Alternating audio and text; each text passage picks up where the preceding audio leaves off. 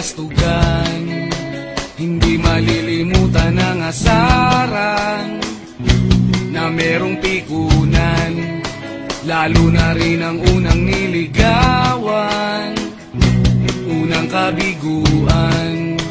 At dyan nasiseryoso ang usapan, ang pagdadamayan ng tunay at tapat na kaibigan.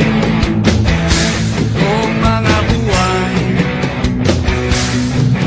kaibigan, namang maasahan. Oh, di na tayo pabata, edad may di nahahalata. Sa mga trip unti-unti na tayo nagsasawa.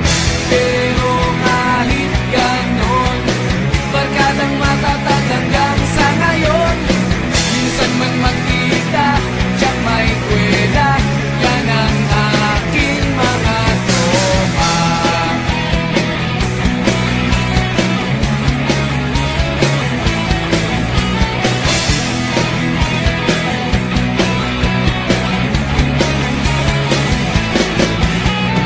Inuman na pang magdamagan, minsan inaabot pa ng ayaan, na kung saan-saan, na para bang walang kinabukasan at kahantungan.